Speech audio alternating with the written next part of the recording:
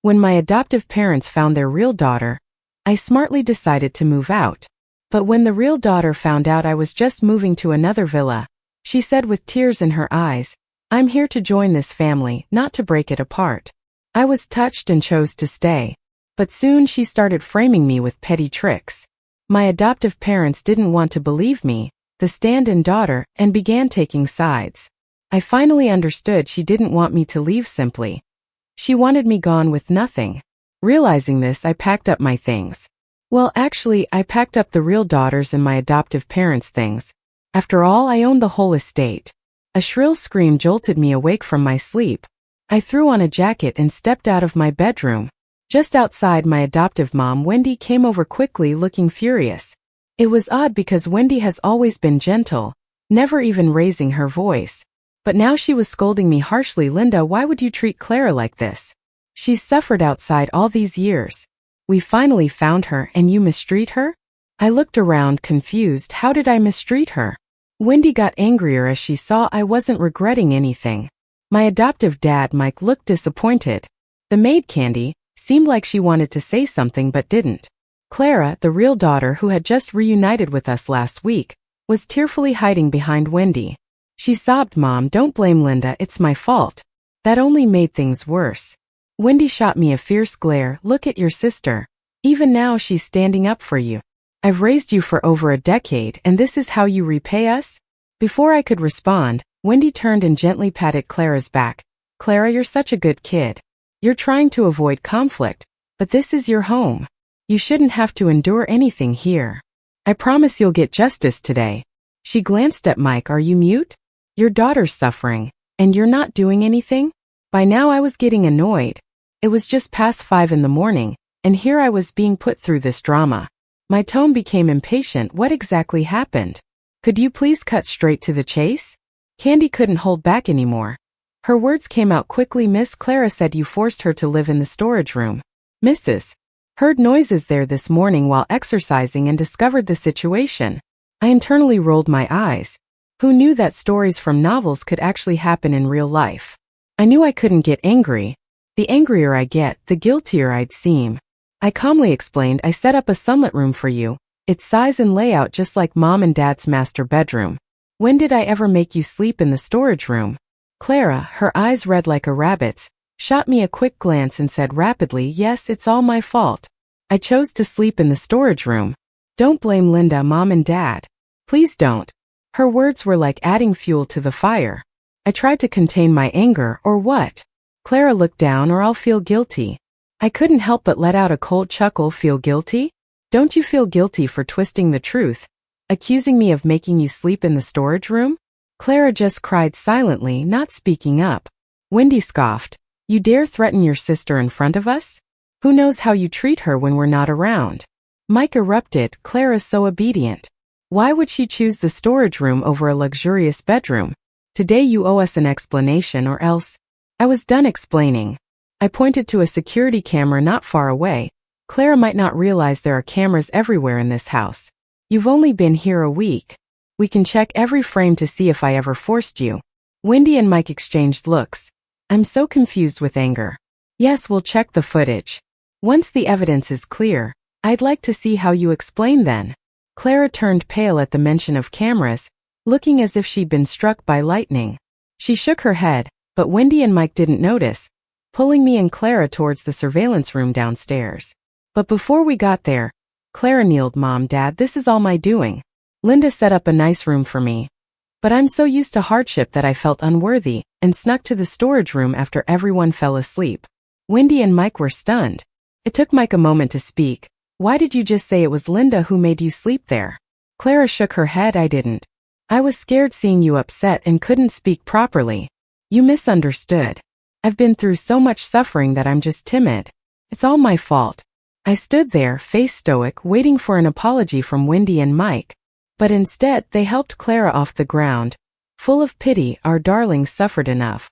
We can't change the past, but we'll make up for it." And just like that, the three of them left me and Candy staring at each other. I felt lost. Had the past 10 years of kindness been just a lie? Candy shook her head. "This second daughter is strange. Just last week when Miss Linda, You offered to move to another villa.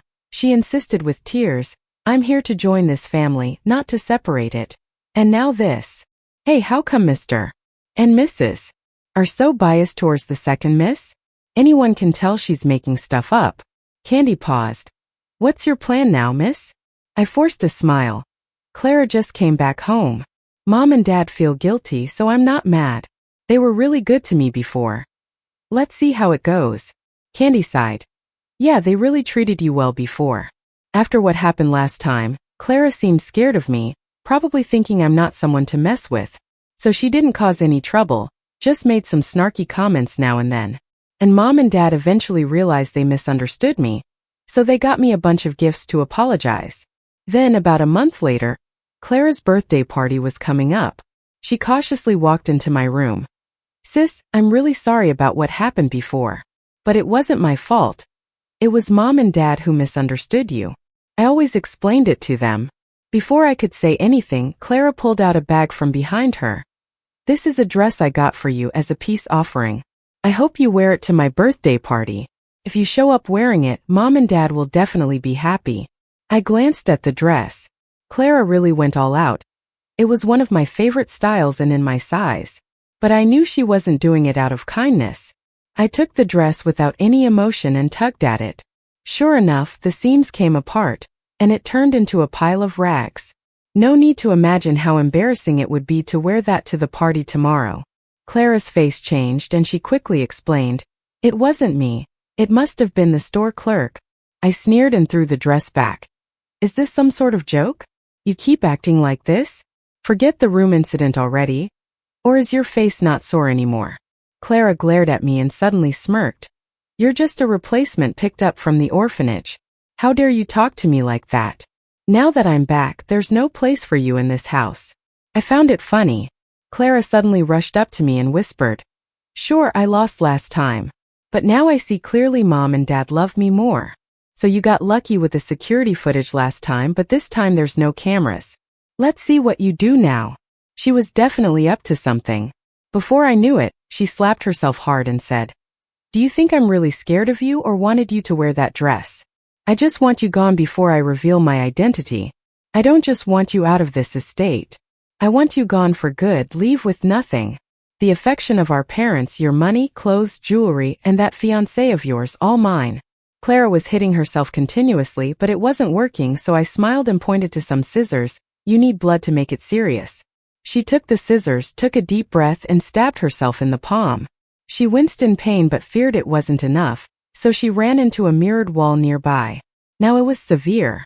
Her body was covered in glass shards, her face swollen red, and she even pulled out a chunk of her hair. She only looked satisfied then. She hugged me, smearing her blood on me before she started screaming for help. Wendy and Mike burst through the door quickly. Their affection for me had nosedived lately. I didn't stop Clara because I wanted to see if they'd believe me. This was their last and only chance. Wendy rushed to Clara, wailing with teary eyes. Linda, what on earth did you do? I shrugged. Mom, Dad, it's not what it looks like. Clara did this to herself, just like the storeroom incident. Clara, feigning weakness, spoke up. No, it's not. I came to give Sis a dress as an apology, but she tore it up. Mike called Candy to get an ambulance and guarded Clara. Linda, I'm really disappointed in you. We haven't treated you poorly all these years. How could you be so vicious? Clara seemed smug but weakly added. Mom, Dad, don't blame Sis. It's all my fault. I made her angry before. I should be punished, even though I'm your biological daughter. Once I'm healed, I'll move out myself. I nodded, stirring the pot. Yeah, you should roll out. Mike slapped me backhanded. When did you become such a person? Your sister treats you so well. Why aren't you grateful? I held my face, smirking coldly inside. It seemed like once Clara returned, my parents weren't really mine anymore. The ambulance arrived by then. Wendy and Mike ignored my explanation, picked up Clara, and left. Mike sighed before they went. I hope you're gone by the time we get back. Candy was pacing worried at the door. After they left, she finally came in. Miss, I believe you're not like that. I nodded, not saying much. Yeah, help me pack. Candy sighed and got to work without saying more.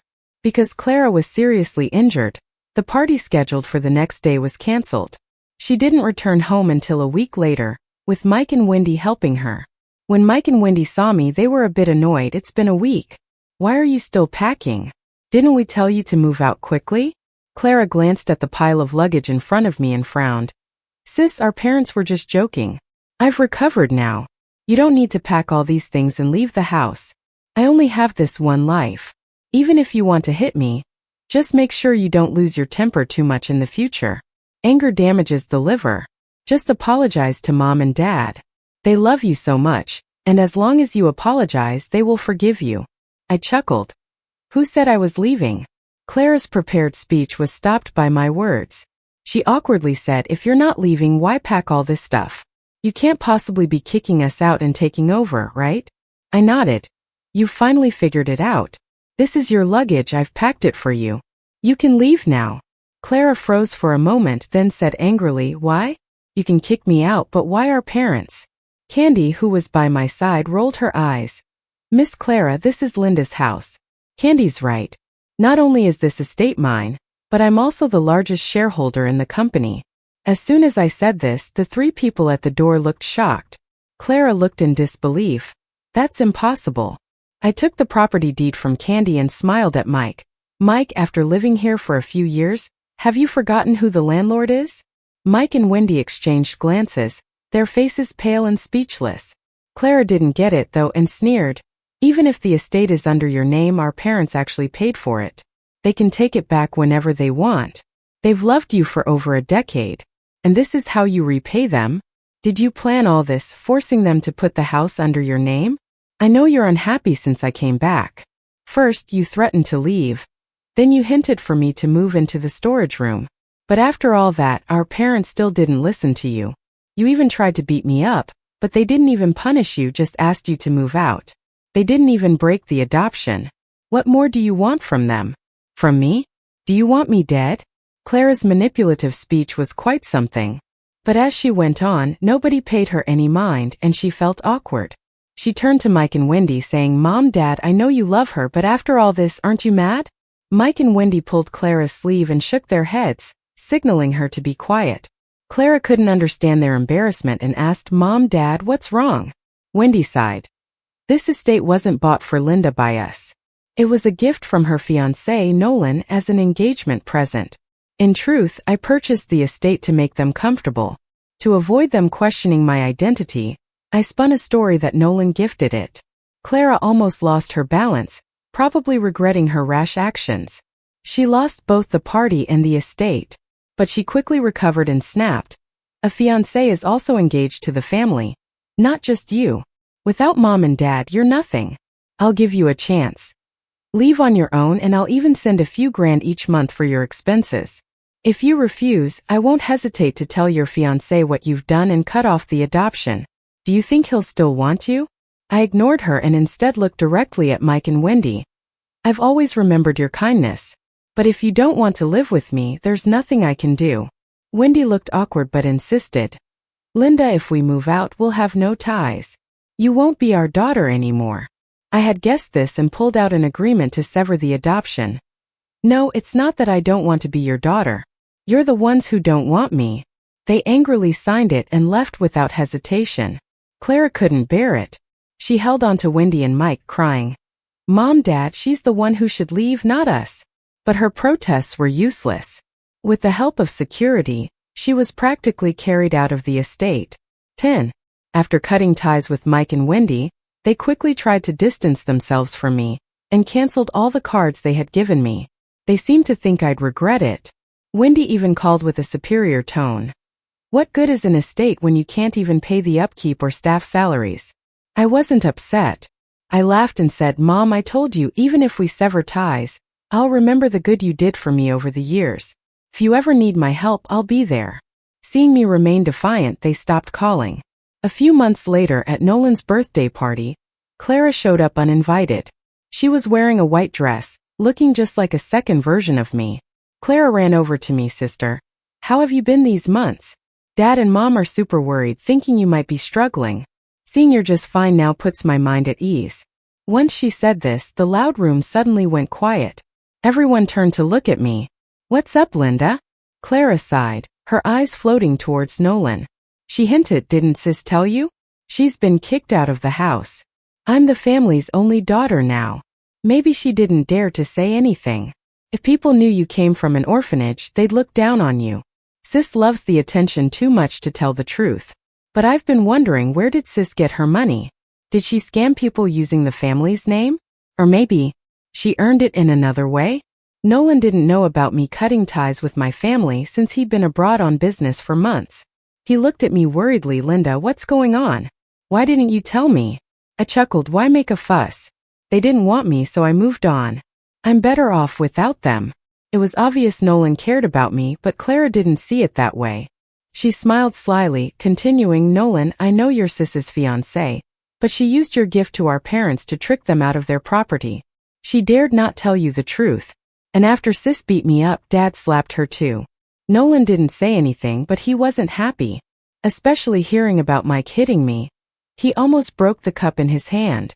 Clara grew smug, adding, "Even though I've been out in the world, I'm their true family, and I understand how important family alliances are. My parents still want our families to unite, but definitely not with sis. I'm willing to fulfill our engagement, not just for business, but because I don't want you, Nolan, deceived by her."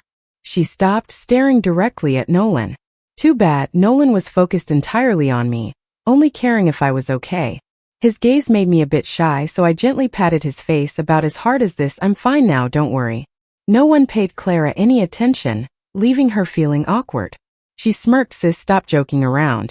It's obvious Nolan isn't concerned about you. He's just sickened by how fake you are." Laughter erupted in the quiet mansion. Nolan pulled me close, giving Clara a disdainful look. "Have you been reading too many novels? En alliance? My family needs an alliance? And with you? I'll tell ya, Linda's been my sweetheart since I was 10. She's my fiancé, and we'll tie the knot next year. Who do you think you are to tell me anything?" Clara was stunned, shaking her head. "No way, you only like her because she's rich. But she's not for real. She's got nothing now. Aren't you scared people will mock you for marrying trash?" Anger was boiling up in Nolan. Seeing this, the butler called the security. They escorted Clara out immediately. As she was carried out, Clara felt embarrassed, still yelling, "Linda, you're just a gold digger relying on men. I'll have Dad and Mom soon, and the company too. I dare Nolan to still like you then. I can't wait to see you lose everything. I'll sit in the chairman's office, sipping coffee and watching." Once Clara was gone, everyone went back to having fun. Nolan and I sat together on the couch, gazing at the view below the hill. After a while, Nolan asked, "So what's your plan? Are you taking the company back?" "I've been thinking too. Before I turned 18, I started investing. Maybe it was talent, maybe just luck, but I made quite a bit. Though not like Nolan's family, it was more than the company. A few years back, the company was barely managing. Mike and Wendy weren't business geniuses, so it was mostly an empty shell, nearly broke. Those days, Mike and Wendy were always worried. Despite that, they tried their best for my future, moving what little they had to me and even wanting to break adoption ties so their debts wouldn't burden me. It hurt watching them, so I gave up starting my own company and invested in theirs. If I hadn't been managing things behind the scenes with Nolan's help too, the company wouldn't have become an industry leader so quickly. I thought it could stay this way until Mike and Wendy retired, and I'd reveal the truth just for fun. But I didn't expect Clara to turn everything upside down. I sighed. Business and personal stuff are separate. I won't forget how my folks treated me, but I can't let Clara ruin all my hard work. Nolan kissed my forehead. "I'm always on your side." I nodded and said, "It's almost the end of the year. I'll join the shareholder meeting then. If it doesn't work out, I'll take back the group." Soon, the day of the shareholder meeting arrived. It was my first time attending the company as a shareholder. In the past, I'd send my agent or assistant to express my views. As soon as I got to the meeting floor, Clara suddenly appeared out of nowhere and shot me a glare. "What are you doing here? Don't forget, you've cut adoption ties with our parents. This doesn't belong to you anymore. Get out or I'll call security." I remained calm and explained, "I'm here for the shareholder meeting, not to argue with you. You have nothing to do with me." Clara didn't seem fazed and actually laughed, pointing at my assistant and agent behind me. "A meeting? You've got to be kidding me. Bringing these two along, trying to grab some inheritance? What's the matter? You're out of money. So desperate you're making moves?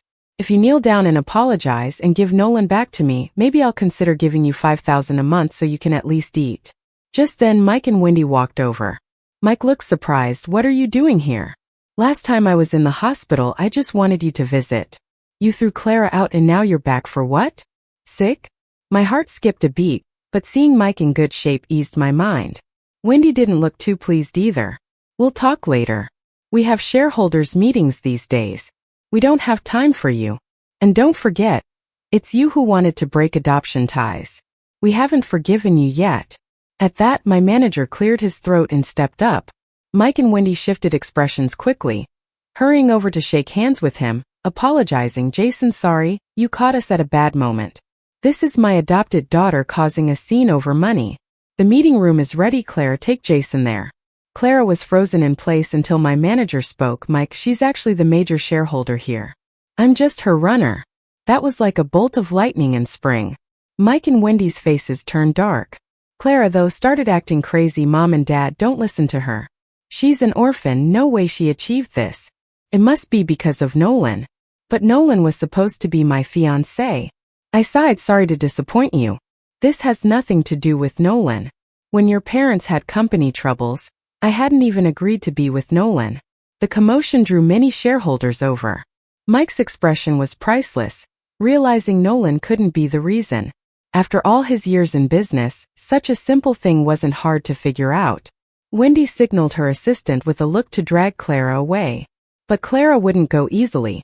She felt her world collapsing. It took several security guards to haul Clara away. This felt familiar. It was the third time Clara had been carried off in front of me, which was pretty amusing. Ignoring Mike and Wendy's expressions, I picked up the ledger. Sure enough, like I expected, another loss year. I didn't hesitate and tossed the ledger down. The company's in deep debt. I suggest changing the chairman. Mike quietly said, Linda, I know we're at odds because of Clara, but you beat her like that, we couldn't help it. We've loved you for years. Every time I see you, I feel guilty about Clara. That's why after you hit Clara, Wendy's eyes were red. Yes, Linda. We were wrong, but this company is our life's work. Do you really want it to go under? I shook my head. Mom, Dad, I've always separated business from personal matters. I wanted to replace the chairman since last year, but let emotions hold me back. You know you aren't fit to run such a big company. Stepping down is best to protect the group. Mike and Wendy sighed deeply, nodding after a long pause. Fine, we'll do as you say. Not that it matters. You're the major shareholder with veto power. Clara couldn't accept it though. She thought throwing a fit and kicking me out would get her the estate. When she realized that was gone too, and now the company as well, the reality hit her hard. When it was clear Mike and Wendy were leaving the company and she'd be left with nothing, she fainted. Seeing Clara faint, Mike and Wendy scrambled in a panic again. I said nothing, just shook my head gently. I know you guys are doing all right financially. As your daughter, and after being cared for all these years, I'll give you some advice. Watch Clara closely. Seeing their confusion, I sighed, picked up my phone, and sent them footage from the last time Clara staged a scene in my room. They turned pale. Why didn't you show us this before? It made us misunderstand you. I looked at the two of them with a calm face.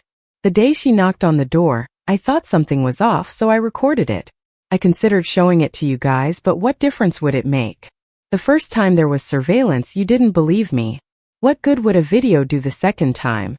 I needed to know if you trusted me or her. I let out a bitter laugh. Turns out you trust her more. Mike tried to say something but couldn't. His eyes were red, so I knew he regretted it. Wendy looked upset too, but she insisted. Clara just wants a little more love. She's had a tough life. It's not surprising she yearns for it. She just used the wrong methods. If we teach her well, she'll be fine. I shook my head. That's not true. Clara's adoptive parents have actually treated her well. They may not be wealthy, but they live comfortably. It's not as hard as you think. Seeing their hesitant expressions, I didn't want to say more. Anyway, if you ever need help, you can come to me. We might not be related by law, but I'm grateful to you in my heart. Mike contacted me again 3 years later. He choked up over the phone. Clara took our money and ran off with some man. Your mom, your aunt, and I are penniless and on the streets. I hate to bother you, but your aunt is sick and needs medical treatment. Please, can you help us? I acknowledged it with a simple okay. I didn't go see them in person. Instead, I had my assistant arrange the best hospital and expert team. Plus, I bought them a big apartment near the hospital and gave them a monthly allowance of $2,000. After getting top-notch medical care, Wendy recovered quickly. She was filled with guilt and regret. Linda, you were right. Some people can't be helped. We'll find a way to pay you back. I responded gently, no need to pay me back. Just focus on getting better. You raised me in my youth, so it's natural for me to support you in your old age. We may not be family now, but let's not be strangers. But hearing from my assistant about Mike and Wendy's miserable state did anger me. With my husband Nolan's help, we quickly found Clara. She was in terrible shape, even missing a hand. I was shocked.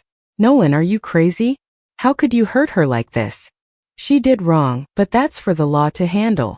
Nolan sighed. She was like this when we found her. Must have been conned out of money and sold somewhere horrible. Nolan didn't elaborate, probably thinking it's not good for my prenatal care. But I could imagine the rest. In her current manic state, Clara wasn't fit to face justice. So I said, take her to a psychiatric hospital. Once she's better, let her parents visit. After all, she's their daughter. I'm not sure how they'd react seeing Clara like this. I felt a bit sad about it all. If Clara had really joined our family, like she said she wanted, she would have had a much happier life. The end.